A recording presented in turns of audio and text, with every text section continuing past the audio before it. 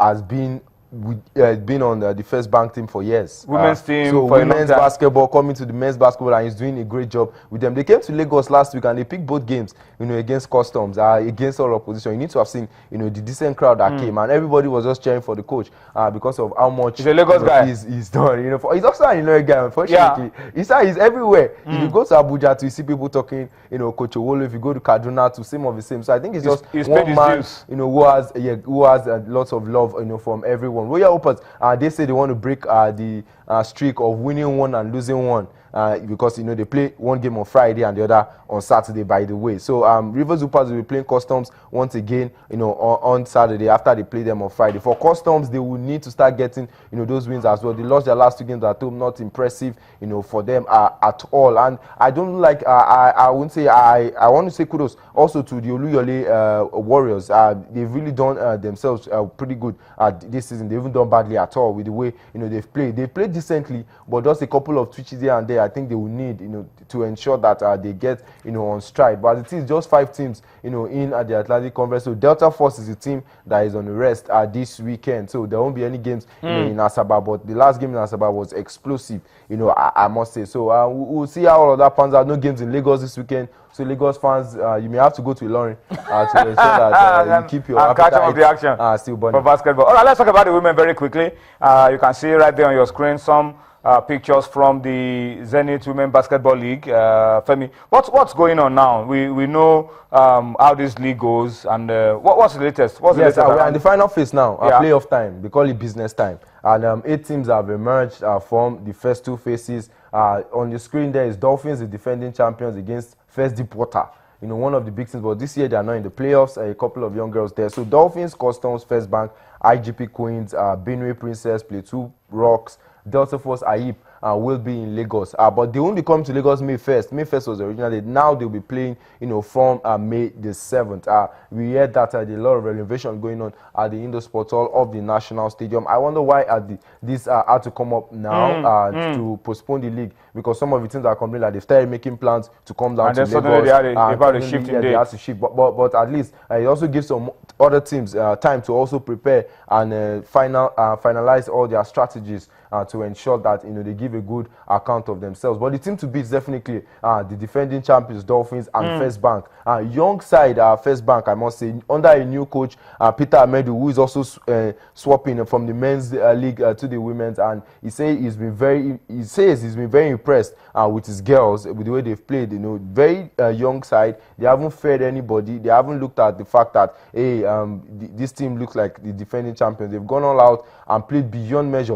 Perhaps it's the power of the uniform. Elephant Girls, as what you call them, and that's a team that has history and tradition behind them, and that's what has carried the girls all through the season up until this moment. So he's saying, look, we are not going to underrate any team, whoever it is, and we're going to play everybody the same way, even if they are coming to the playoffs for the first time in a long time. A team like AIP hasn't been in the playoffs for a while, and a team like Pt3 Rocks too. So they are coming back, but Benue Princess as well. So Delta Force, regular team, Customs, regular team, IGP Queens, that's the Inspector General of Police Queens, and the police team, also another regular team there. Perhaps maybe seeing a twist in the turn, as most teams do almost evenly match this season around, or compared to other years when it's been a complete blowout by First Bank or Dolphins. All right, so Lagos will be hosting, and we'll keep our eyes on all of that once the renovation work is completed at the indoor sports hall of the National Stadium in Surulere, Lagos. You can be sure that the best of the basketball teams will be coming down.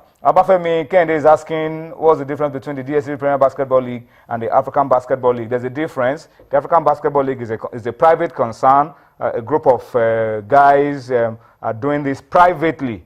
But the DS3 Premier Basketball League is the official league of the Nigerian Basketball Federation. All right, so that's the difference, and that's what you need to understand between what's going on with the African Basketball League, the ABL, which is having teams from within and outside of Nigeria, and is a private concern, and the DS3 Premier Basketball League, which is for Nigerian clubs registered with the NBBF, and of course doing their own stuff as well. Okay, let's talk very quickly about Chineye Ogumike and Nneka Ogumike, because the Americans have named their squad for the Olympic Games. And what's the story really? It's It's I'm particularly heartbroken about this. because these two girls were thinking that they would have been able to make the American team. And if the Americans knew that they were not going to pick them, they should have made them available for Nigeria. Honestly speaking, I was particularly surprised that Nneka, the girl in yellow, the elder of the two sisters, was going to make that team. I haven't played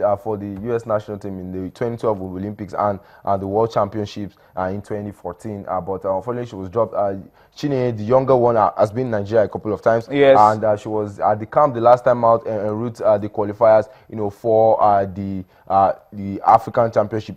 Not as a player, she came in as a guest. Point of correction, she didn't come into camp, the Nigerian camp, to come and play. She just came into she came around your visit, and the players. And she hasn't played at all for the US team, so she still has the opportunity of playing. So you can understand her own exclusion. Yes, but as Nneka's own is the surprise. Yes, it's disappointing because I think with her size and the team she plays for, the Los Angeles and the quality of basketball she plays, the quality of basketball she plays, it was difficult, for her not to get picked there. Also, one big name too, Candice Parker of the US too, was also not picked. I'm sure our friend Sonny Young, if it was going to come around, I would have also made mention of the misses, particularly Nneka's, which was very very big in this one. So we move on to see how it pans out in the near future. But I think these girls have a future, with the US national team, definitely. So Nigeria will. If they're not going to use them, let's just keep supporting. Yeah, if they're not going to use them, let them be available for Nigeria. It's as simple as that. Yeah, but Nneka has already played for the US. Yes. But if Chineye is not going to be considered good enough, let's make Freya for Nigeria.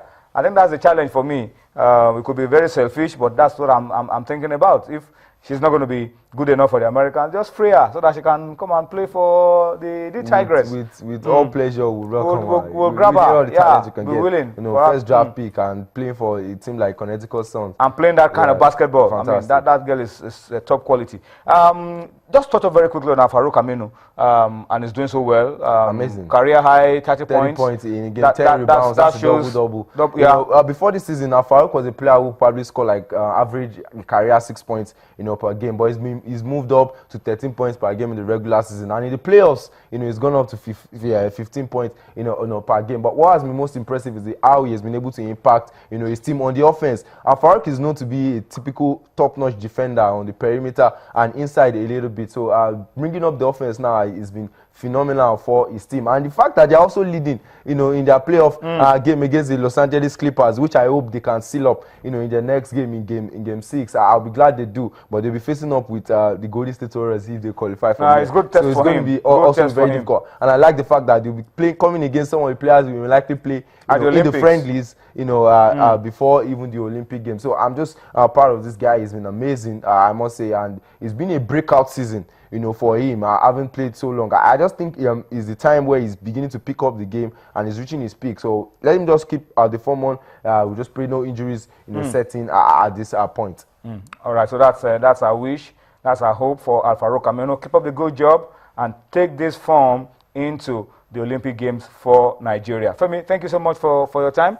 A whole lot of basketball already today. We'll switch gears now. When we return, we'll spend the rest of our time to talk football on Sports Tonight. Yemi Adebayo will be joining me. We'll be taking a look at a whole lot of issues from the good, the bad, the not so good, and of course a little bit of boxing as well for you on Sports Tonight. So join us again.